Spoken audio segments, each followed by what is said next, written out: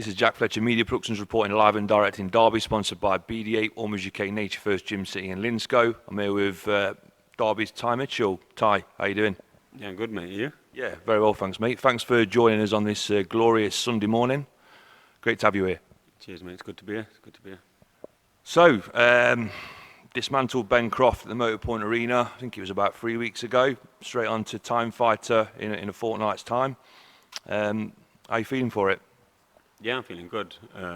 Because I had a Ben Croft fight before, it was a lot easier to just stay in because I was already fit for that fight. Fittest I've ever been in my life, actually. Not even as professional or semi-pro. So yeah, I was fit for it. So I'm just building on that really. These next few fights will be shorter rounds, higher pace. But yeah, I'm good. Ready, yeah. There's a couple of dangerous fighters in that Time Fighter. I think one of them is a guy called Stevie Taylor, who's got a fearsome reputation. Obviously, everybody knows about your reputation and how good you are as a boxer. Is there anybody concerning you in that tournament? Anyone you think that could give you a bit of a problem in there? I don't know till you know with him. Do you know what I mean? Styles make fights. They can fight completely different against me than against someone else. So they've all got potential to give me trouble. From what I've seen, like I said in the press conference, I reckon Roran Shepherd would probably give me the toughest task because he's very unorthodox. I think that Stevie Taylor's bigger and stronger, but he's very telegraphed. He throws hard every shot, and because he's not unorthodox, you know what he's going to come with, and coming forward throwing big hard shots, you're gonna have to do a lot more than that to beat me. I feel so. There's the hardest thing to. The hardest opponents to face are them unorthodox ones because you don't really know what they're going to do, so you can't judge them. So yeah, we'll see on the night. I don't know. It depends what draw we get, who I get. I know I'm fighting first. I reckon I'll take care of business there, and then it's whoever we draw after that. So. Yeah. So you've drawn Carl Thomas in the first matchup. Welshman looks like a bit of a slugger. Looks like he can take a shot as well. You got a round prediction on that? Probably the first. First round stoppage. Yeah, probably. I don't know because I don't know. He could have a granite chin. I just feel like from what I've seen on YouTube, I don't know how long ago it was, but from what I've seen, I see that I don't think I would find him hard to land on. And I feel like if I land you, it's only going to be one consequence. Because if I don't knock you out with the first one, I'll throw 3, 4, 5, and I should knock you out with them. But we'll see. He could be a lot better than I think. So I don't underestimate him. And I'm going to train hard and try hard. So the prize pot's gone up to 15 grand. It was 10 originally, and then Nina announced that it was gone up to 15 grand now. How confident are you walking away with all this money? Yeah, very confident. I believe in myself, and that doesn't mean I think they're not good. I think I'm like super amazing. I just I just have confidence in myself. I train hard, and I've fought and sparred at the top level, and I just can't see any of them posing a threat to me that I've never faced before and overcome. So yeah, I'm confident that I'll win the whole thing. Yeah. So you've sparred the likes of Tyson Fury, Tony Bellew, Dillian White as well. Out of those guys, who's the toughest spar? They all have their own attributes. Tyson's the best that will nullify me. So if I'm sparring with Tyson, he's the only person that can make me not hit him and make me feel like an amateur.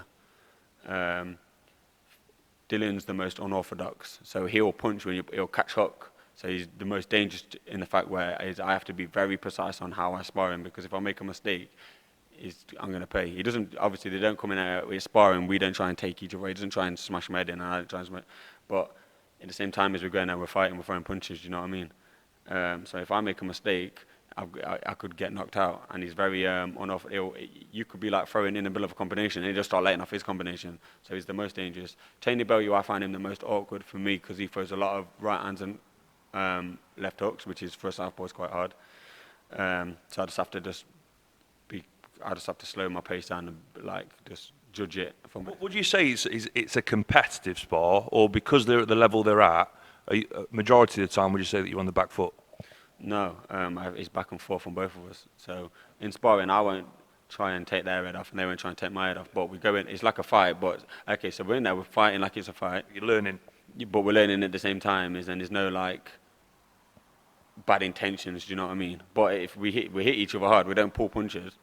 But we don't, like, say if one of us was to get caught, like say if you're sparring someone and like they wobble, you step back. Whereas in a fight, you push straight away. That's the kind of, it's just a different kind of mentality. But yeah, we were in there punching each other hard. Do you know what I mean? So It's quite fortunate that you got sparring partners of that caliber. I mean, how did that come about? Was that obviously because your old man's in the pro game? I think it's just, I The think relationship that got built over time. it's, I met Huey through my dad's friend and my dad. Peter and my dad know each other, so me and Huey started sparring. So that's how I met Huey, and obviously I met Tyson through them. Obviously, I was never meant to spar Tyson, but I sparred him in cans because me and Huey were sparring. I cut Huey on the eye, so couldn't spar. They had another sparring partner, I pasted him. So the only person was Tyson left, he wasn't meant to be sparring. Then me and him sparred, and I blacked his eye the first time I sparred him. And after that, we kind of earned each other's respect, and after that we got close, and he's always employed me for sparring, and we've become good friends. With Dylan, I don't even know how I know Dylan, just someone you just know. And then Can you not remember how you met him for the first time? Was it at a party? Was it at an event? I can't remember. I just know him. You just know people, and I just know him. I don't even know where I've met him, how I know him. I just know him, and then we sparred, and we're just good mates. We just get on. And then Tony Bellew, he's not like, I know him. We speak to each other, we get on, but he's not like my mate. I don't ring him up like I do with Tyson and Dylan. Tyson actually hooked that up. He was fighting Usyk, and Tyson said, if you want good sparring for Usyk, I've got the perfect guy. And then they had me up for sparring. But it is fortunate to have him, but I've had to work my way there. It's not like I'm only there on respect. Do you know what I mean? Because I've had to stand in there and I've slugged it out. Whereas what other super middleweights going to be fighting world class heavyweights and holding their own? You're proving your worth in there. Yeah. So I've had to take a lot of punches to the brain. To do you know what I mean? You evaded a lot of punches as well. I don't really get hit much, as you know. So, but yeah. So EBF. You fought in the EBF. You've had many fights in the EBF. You've won them all. Nobody's really tested you. What next in the EBF? Are we going to continue the EBF journey? Is there anyone you'd want to fight, or has John Ashton got anything lined up? You think you're smart, don't you? I don't know really what to do. Obviously, my next focus is this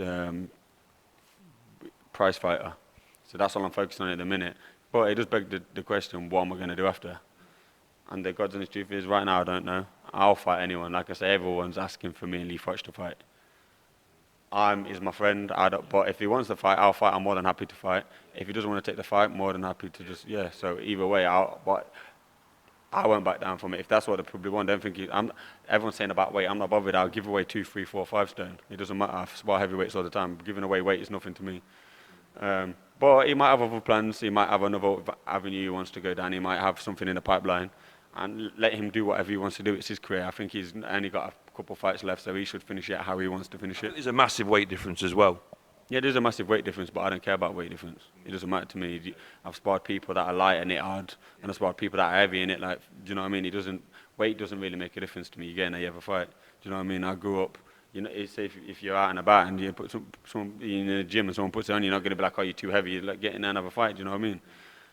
But listen, it's his own career, it's his own path, and he might have a bigger plan and no one knows about it. He's got in the pipeline. Let him do what he wants. If he wants to fight, I'm more than happy to accept it. Don't worry about the weight difference. We'll have it. But if not, he's more than happy, and I wish him all the best in whatever he does. He's a nice man, and he's done a lot, and he's done a lot for people with issues and addictions and this and that. So he's done a lot, and I respect him a lot for that. And he's a really nice man, and he's got a beautiful family. Yeah. So, what next for Ty Mitchell then? I mean, everybody's itching for you to go pro. There's a lot of legalities involved. It sounds very tricky. Is there any developments on that at all? Because, as well as myself, the whole of Derby, Nottingham, everybody wants you to see you turn over pro and hit the pro scene and move forward. Yeah, it's just legal stuff takes ages, doesn't it? There's headway, but it's all getting a lot closer to getting finalised, whichever way it goes. But even if I'm just still doing the EBF stuff or whatever I'm doing, if people can take something from me that, look, I've not had the best past, but I've changed my life around and I do better. Do you know what I mean? Anyone can be in trouble, but boxing saves so many people's lives. There's a lot of people that say boxing's a violent sport and this and that, but it's saved a lot more lives than it's taken. Do you know what I mean? A lot of people learn discipline, respect, this and that. When I used to box when I was younger, I used to just do it just because I was good at it. Now I've got older, it's a different kind of thing. It's actually changed my life. It gives me discipline, structure, and it just gives me a different way of life. Boxing is not a sport, it's a way of life. Do you know what I mean? It's literally what I do. I am boxing like I've always done it my whole life, but it's like made me into a lot better person. If you take boxing correct, it'll make you a good person.